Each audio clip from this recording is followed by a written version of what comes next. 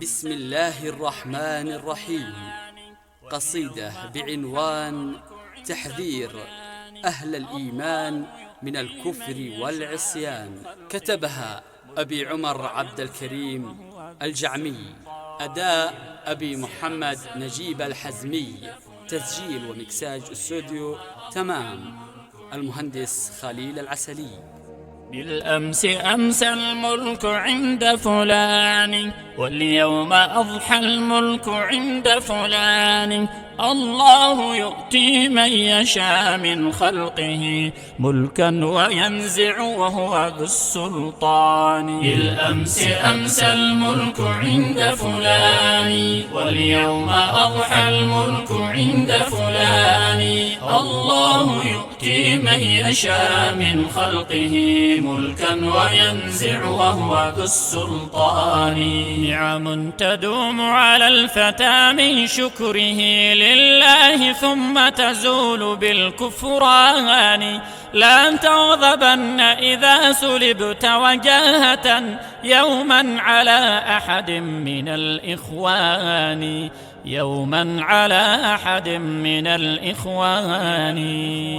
بالأمس أمسى الملك عند فلان، واليوم أضحى الملك عند فلان. الله يؤتي من يشاء من خلقه ملكا وينزع وهو ذو السلطان. وارجع إلى النفس التي لم تشكرا لله ما أولاه من إحسان. ما غير الله الكريم لنعمة حتى يغيرها بنو الإنسان، حتى يغيرها بنو الإنسان.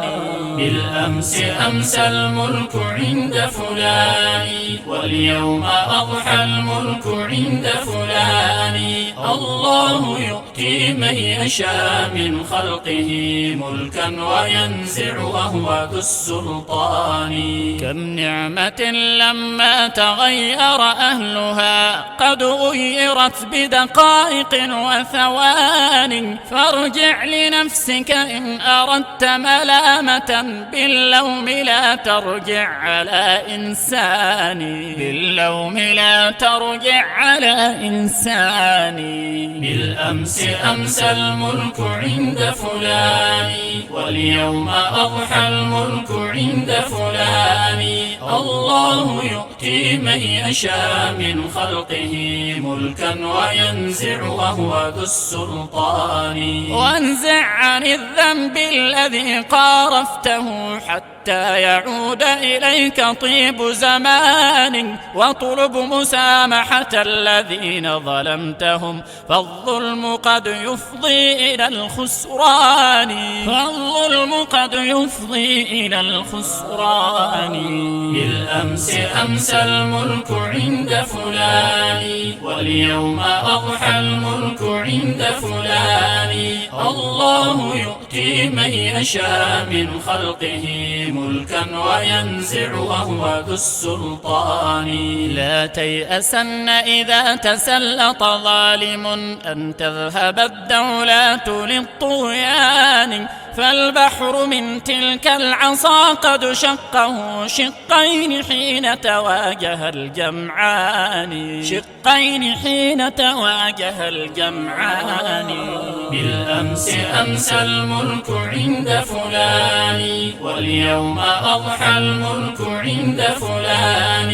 الله يؤتي من يشاء من خلقه ملكا وينزع وهو ذو السلطان. فغدا لموسى والملا من قومه يبسا وأغرق ذاك بالطوفان. لا تحقرن الحق يأتي من أخ، لا تحقرن الحق يأتي من أخ لو كان من عبد صغير الشان، لو كان من عبد صغير الشان. بالأمس أمسى الملك عند فلان، واليوم أضحى الملك عند فلان.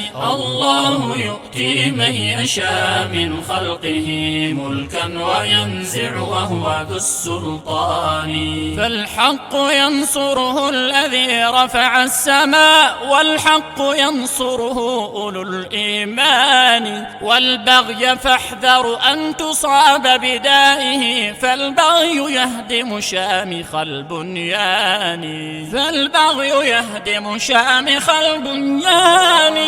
بالأمس أمسى الملك عند فلان، واليوم أضحى الملك عند فلان. الله يؤتي من يشاء من خلقه ملكا وينزع وهو ذو السلطان.